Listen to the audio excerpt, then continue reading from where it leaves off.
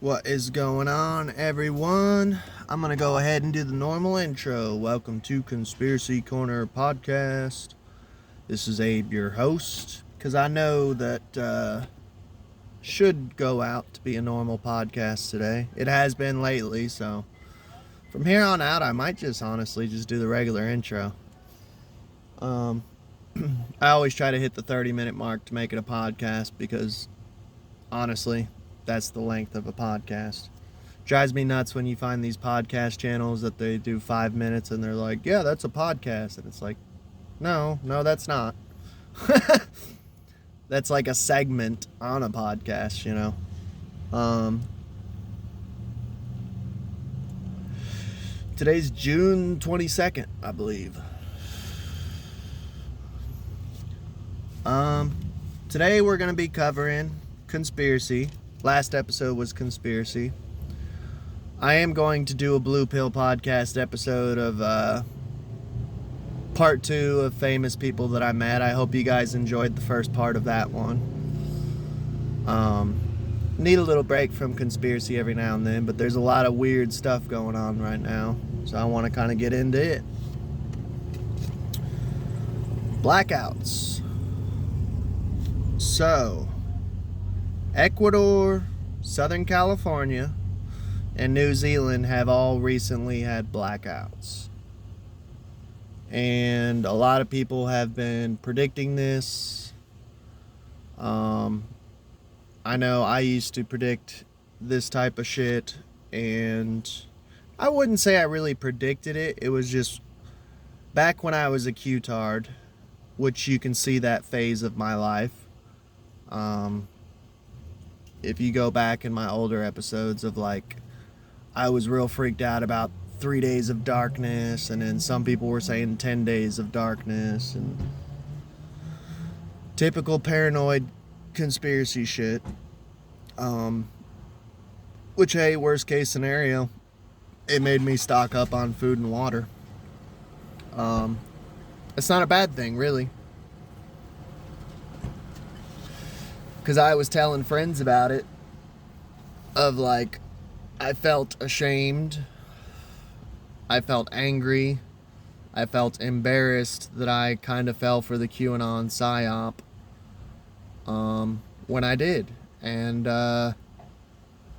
you know, I had friends who are like survivalist and preppers, and they're like, don't feel bad, don't beat yourself up. Because now you have food and water stocked up and other people don't. So yeah, you fell for a psyop, but at the end of the day, like, if shit actually does go down, which, like cyber polygon, which we're gonna get into.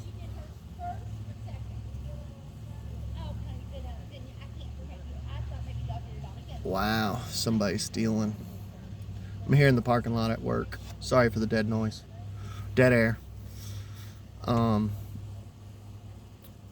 was I saying? Stocking up, yeah. There's nothing wrong, and they were telling me, you know, don't beat yourself up, like, you know, now you're prepared for if shit actually does happen, which is cool. Today's gonna be all over the place. Blackouts. Here's my theory. So, I've been in comment sections creeping around because I watch conspiracy videos like every day, all day. I listen to conspiracy podcasts all day. I watch conspiracy videos pretty much all day, except for when I go home and go to sleep. Like, I turn off all that shit. I had to. I've talked about it in previous podcasts. Like, I started turning into Alex Jones. Do I think it's good to go down the rabbit hole? Obviously, yes. But do I think, and I've even told this to conspiracy theorists, like, bro, you've got to blue pill every now and then.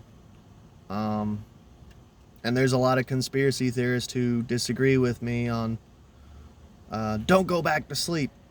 Well, don't look at it as going back to sleep. Look at it as taking a nap from waking up. Because yes, you wake up, we call it waking up, but don't go back to sleep, obviously. But take a nap every now and then. Like when I go home, I had to start blue pilling and unwinding because I was getting to the point I was acting like Alex Jones. Just, they're trying to fucking murder us, these goddamn sons of bitches. They're turning the freaking frogs gay. And it's like, my wife was even like, honey, this is like affecting our relationship. Like, you need to chill out. And like, when you come home, no more conspiracy. Like, you can do conspiracies before work, you can do conspiracies at work, but when you come home, put on some cartoons or put on, I like to watch, honestly it sounds funny, but I like to watch like car wreck videos of dash cams, police videos, like cops, stupid shit, music videos, ghost videos. I like to watch a lot of animated films and shit, you know?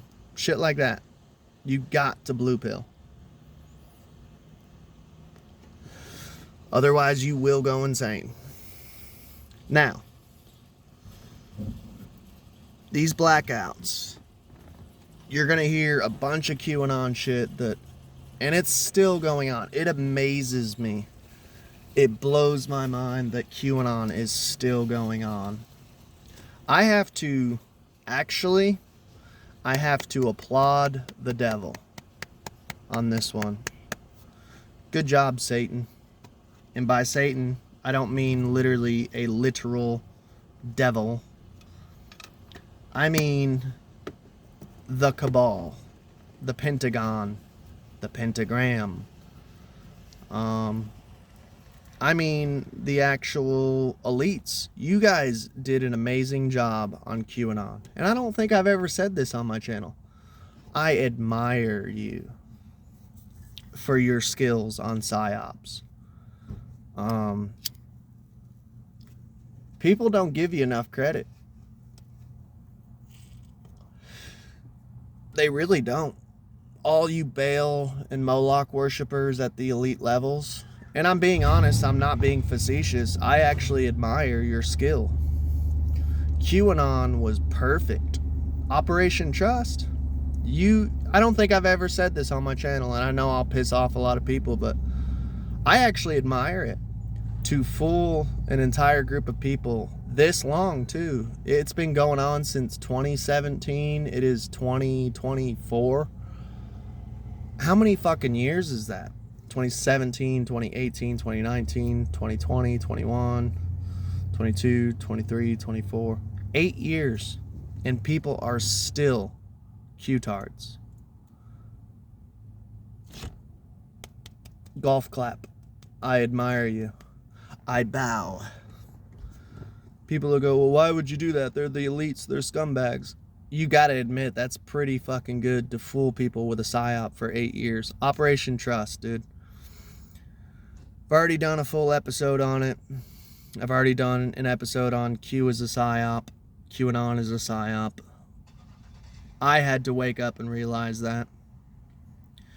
And it was pretty crushing. I ain't gonna lie, I fell into a depression because, to me, in a way, I was like, this is kind of my last hope, in a way, of like, that there's white hats. That's what they call them. White hats who are out there fighting for us. So to come to the realization that there's no one coming to save us, it can become very dark, black-pilled, and nihilistic. But I think that's necessary as your growth as a conspiracy theorist, that you have to go through the pills. Blue pill, red pill, black pill, white pill. I had to go through the black pill. Everyone, I think, well, not everyone, but most people have to go through the black pill. Unless you're Sam Tripoli. He skipped black pill and went straight to white. Attaboy. If you ain't got to go through that tarot death card and that death process, then in the stages of grief, good. You're stronger than me, bro, and you're wiser than me. I applaud you for that one. You're wiser than me. You figured out you didn't have to go through the black pill. You just went straight to the white. From blue to red to white. But there are people in the QAnon conspiracy community who are saying that these blackouts that are going on are arrests that are going on.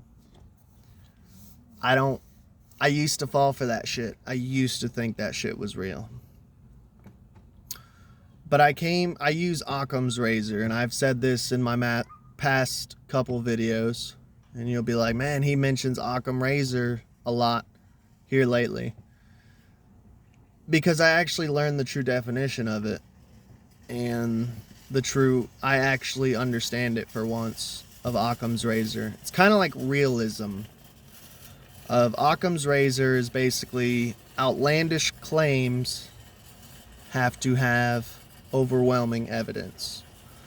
That most of the time, the simplest evidence, simplest conclusion is actually usually right, statistically.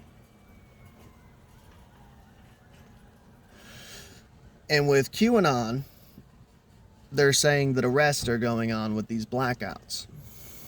That, to me, is an outlandish claim. Where's the evidence? Actual evidence. Where's the evidence that these people are being locked up?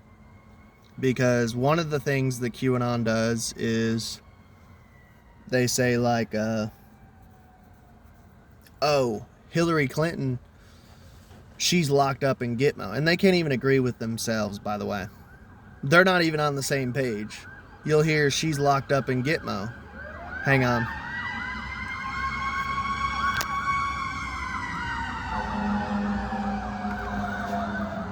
Something's going on down the road. Sorry about that.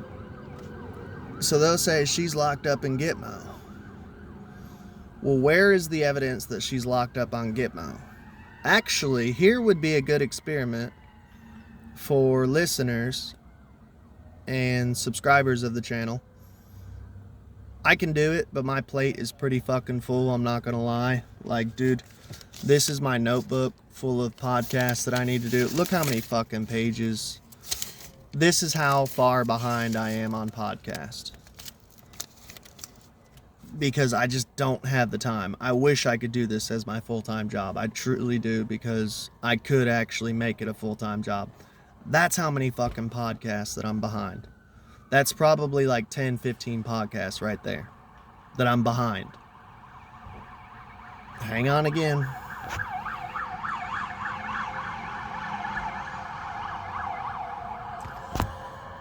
Welcome to Lexington, baby.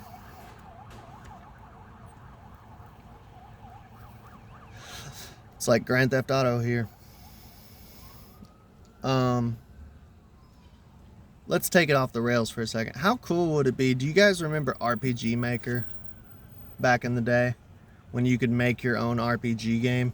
What if they had a GTA Maker to where you could make your own Grand Theft Auto story, plot, characters, and you could make it and replicate it as the town that you actually live in?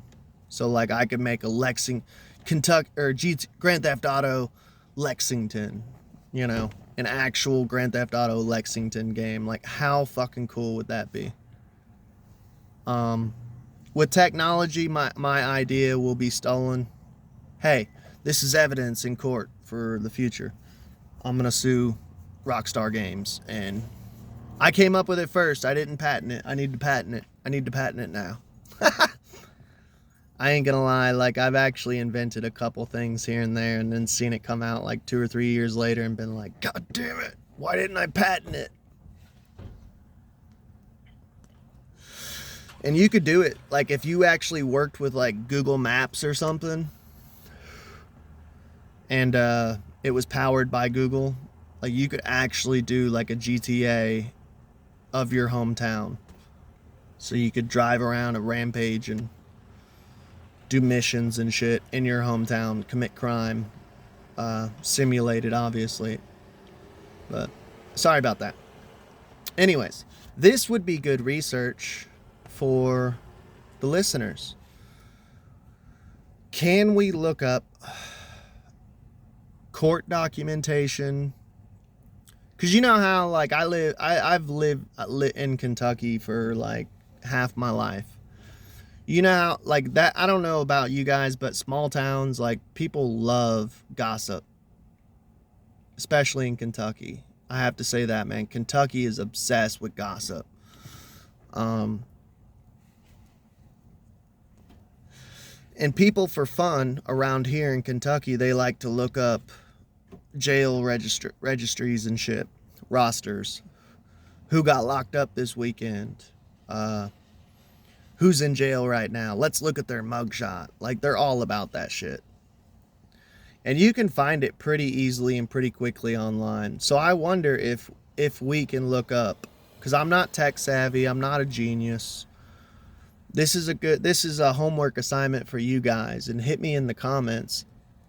You know, hey, you guys, this is actually a good point. If you guys feel like you need to contribute to the conspiracy community, if you guys really want to do something good for this channel and feel a part of Abe's army, hit me up. See if you guys can look up who's in Gitmo right now. See if you can pull up mugshots. See if you can figure out who's in Gitmo. If you're able to see why they're in there. If it's kind of like a regular jail or regular prison as far as those aspects. Obviously, it's not a regular jail. It's not a regular prison. It's a place for housing terrorists and domestic terrorists.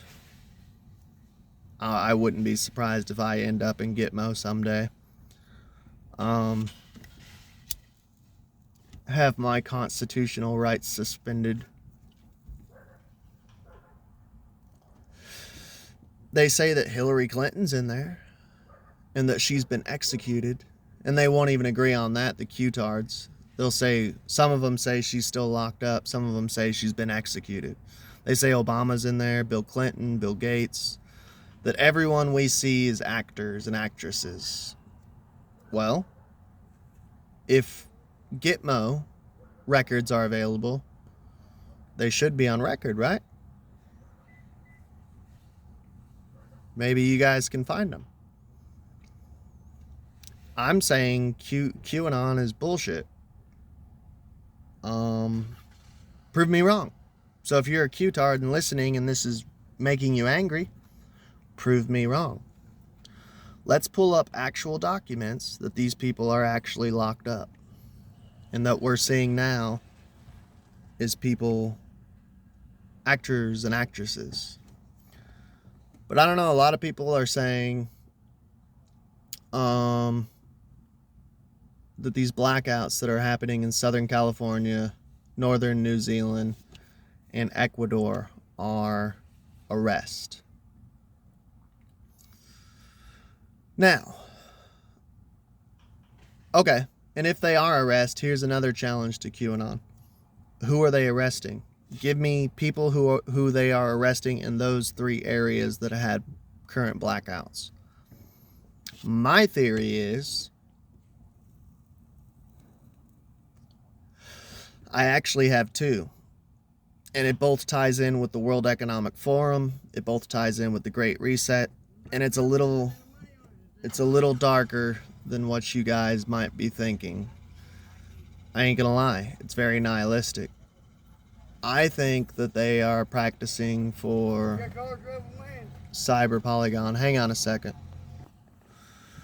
Oh, Lord. Locals. What the fuck was I saying? Dude, that threw me off so fucking bad. Dude was talking about my car, and I was talking to him about my car. Local Kentucky, dude. Here you go. You guys are getting raw. You got fucking Lexington, man. You get rednecks, like this redneck sitting here talking to me, fucked up. You get fucking ambulances, cop cars rushing that way. It's like 10 o'clock at night here in Lexington. It's fucking wild out here. You guys get the raw shit. I don't even know what the fuck I was saying, dude. Oh. Here's my theory on the current blackouts. We already know about cyber polygon. I've already did an episode. It's literally called cyber polygon. And I do this a lot on my channel. I tell you, I'm not going to cover it this episode. And if I do, I'm going to be quick and to the point. Go check out the episode I did, literally called Cyber Polygon. I explain it all. We do the entire episode focused just on Cyber Polygon. What it is, what's going to happen. Quick and to the point. Do you guys remember when the virus hit in 2019 and there was war games being played before it hit that predicted it? They did the same thing with the next pandemic, which Klaus Schwab said, this will be the next pandemic. This will be the next pandemic. I'm not a good voice actor, but Klaus Schwab magically predicted, just like he predicted the virus last time, he predicted that there's going to be a cyber attack. Now, the reason why I think that Leave the World Behind is so important, and this is why I'm going to do a complete series on it as an audiobook / podcast with commentary. I think it's predictive programming, and I think that it's revelation of the method, so they don't have any karmic backlash, because they told you what was going to happen. So if anything bad happens to you, they told you, they warned you. It's up to you to stop them or not comply or to fight it, because they feel like, to them, here is some deep occult principles in action, simplified. Hey, listener, I'm going to punch you in the face.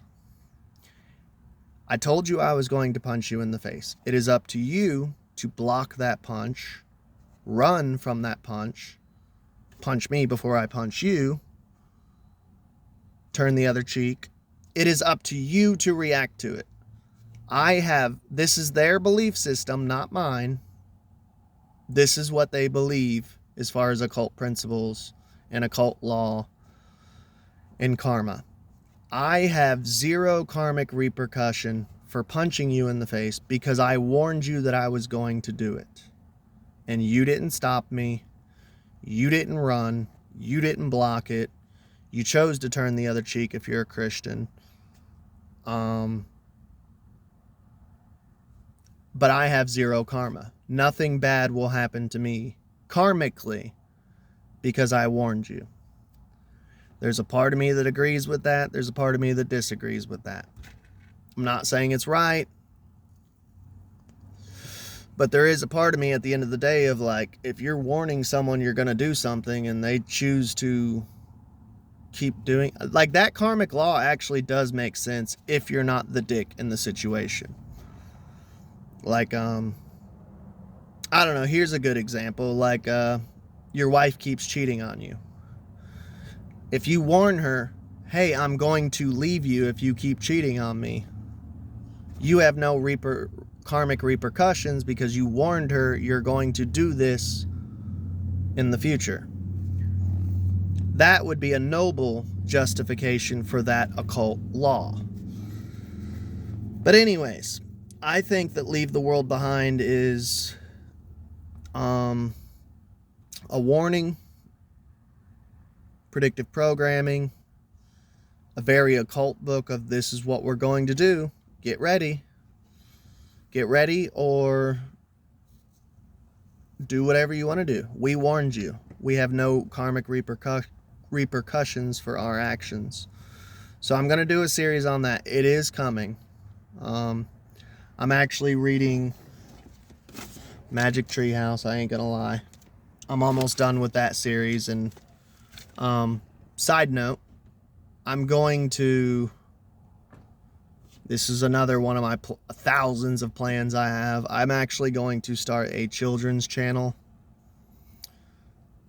This is one of my plans to start a children's channel of children's audiobooks. No commentary, just straight audiobooks.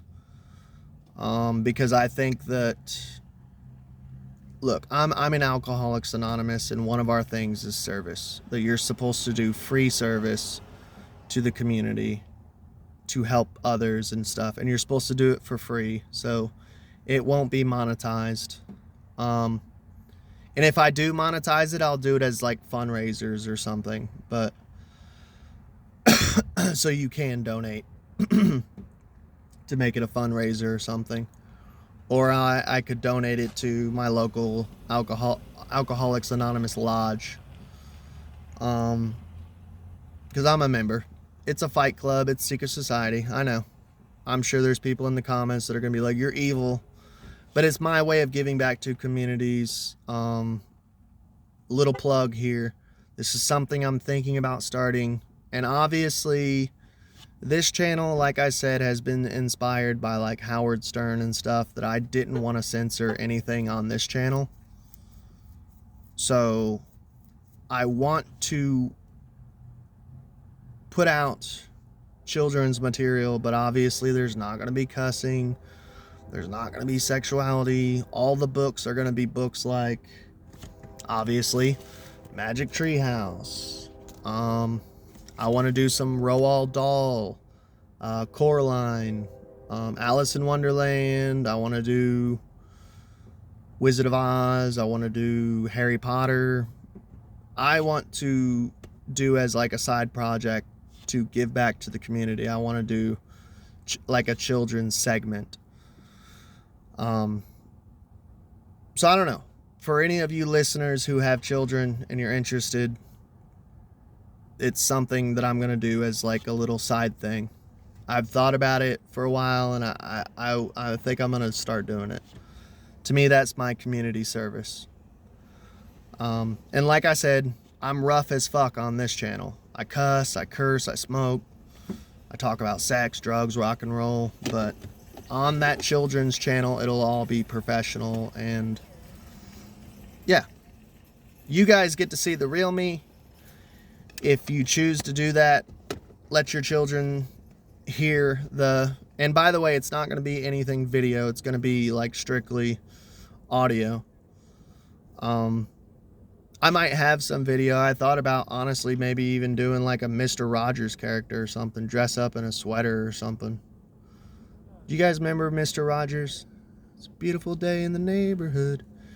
He would come out with his outdoor shoes and then come in, change into his indoor shoes and talk to the children. I don't know. I just think it'd be cool. I've gotten older, and I was like, man, I think this would be something cool. Put on like the children's character, you know. But maybe I'll even come up with an alias or something. I was like, that's a different Abe, you know. But we're still gonna do, obviously, conspiracy and adult time here, adult radio. But I think that these blackouts might be a test run for Cyber Polygon. And I think they're test running it right now. They're just pulling switches and seeing how people react. And one of the things I have to say, this is actually smart, and it's used in warfare right now. So a lot of people, I don't know, shameless plug, and it's not a shameless plug because I have no affiliation. Go to Marfugal News. Marfugal News, he runs in the same crew as Jacob Israel, Truth Seeker, Call for an Uprising. They all kind of run in the same crew. Marfugal News. Marfugal News, he covers a lot of warfare stuff, of what's going on as far as military operations and shit. And this isn't QAnon. It's not anything retarded like that. So trust me, because I'm non-QAnon. I'm anti-QAnon at this point. This dude actually breaks down like military operations and what's going on and what planes are flying where and why is there troops being moved here, and he watches the chessboard. Marfugel is fucking awesome. What was I going to bring up Marfugel for?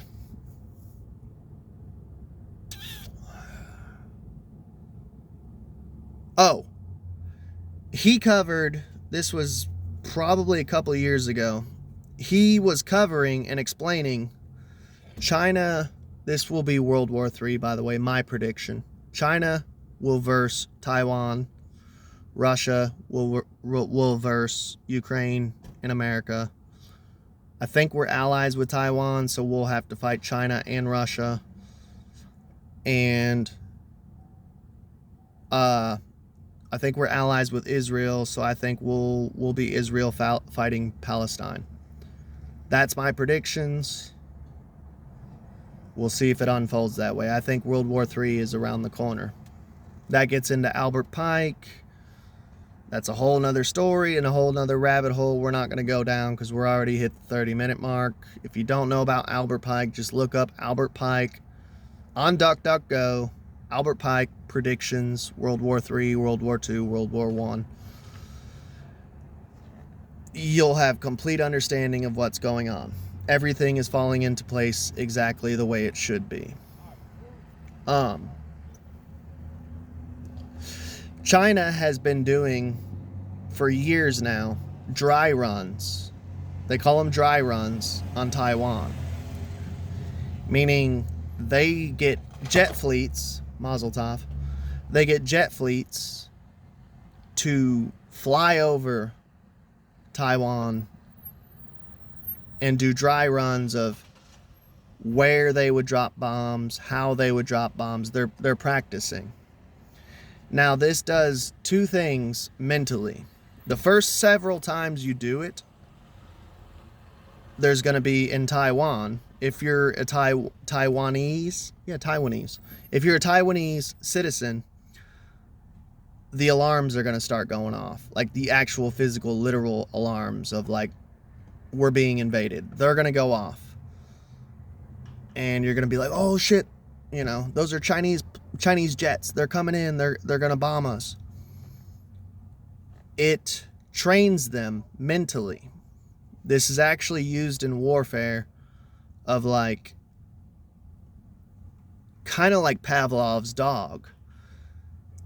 Like the first probably 5 or 6 times that they did this, like once a month, the Taiwanese eventually started getting used to it. So they stopped sounding their alarms. They stopped freaking out every time they seen fleets of jets fly over, because they knew, oh, they're doing dry runs. They're not actually dropping the bombs. This is psychological warfare, because when they actually do drop the bomb, everyone's going to be thinking it's a dry run. Everyone's going to be thinking it's a test. They're not actually doing it. So no one's going to go to bunkers. No one is going to hide in their basements. No one is going to... They kill more people because they get them psychologically used to doing flight dry runs on them. So when the shit actually does hit the fan, there's going to be people like, oh, don't worry about it. It's the Chinese just being assholes. Until they see bombs actually dropping. And then they're going to be like, oh fuck, this is the real deal this time. And we were taken off guard because we got used to them doing dry runs. Does this make sense? And this ties in with psychological warfare, like Sun Tzu, Art of War, shit like that. I feel like I'm on fire today. I think they're doing the same thing with these blackouts. Of like, let's make it common and let's get the people used to blackouts. So when the actual real cyber polygon kicks off and we finally pull that lever, they're not going to know what hit them, because they're going to get so used to blackouts, they're going to think it's normal. And in third world countries, it is normal. But here in the US, A blackout's a big deal because we never have blackouts unless it's like hurricane weather or tornado weather.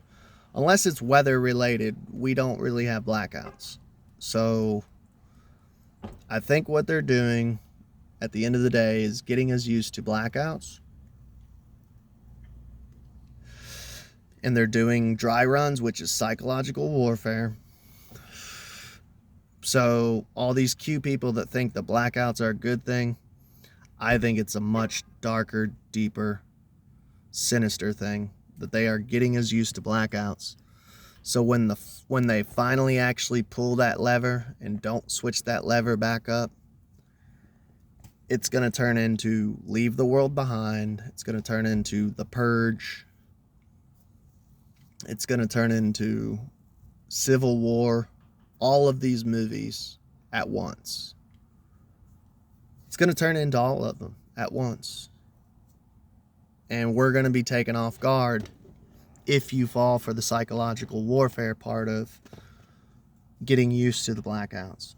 Because this is not good. This is not what should be going on. This is my theory. I think they're doing this as test runs. And they're getting us used to it. So that way when the final switch gets shut down and it doesn't actually get switched back up, it's all going to be down too, man. Everything. No credit card, no electricity, no internet, nothing. Complete blackout. Now, I don't want to end it on a bad note. I don't want to end it there in darkness and scary and black-pilled. So what can you do? Stock food, stock water, stock ammo, stock guns, stock gold and silver, stock cash. Cash will be good for a little bit because there will be the people who think that cash is actually worth something. Probably the first month of Cyber Polygon. That's it. And get close to your creator. Take that white pill. Get close to God spiritually. I know this sounds weird, but maybe take some martial arts and shit. Learn how to fight. If you can't afford a gun, there's plenty of shit you can buy, like hatchets, fucking machete, swords, knives. Yeah. Let's get weird. This is what I think these blackouts are for. I actually wanted to cover more shit, but this turned into a full episode just by itself. So here's my thoughts on the current blackouts. Hope you all have a good day. Good luck. Godspeed. Let me know in the comments what you think.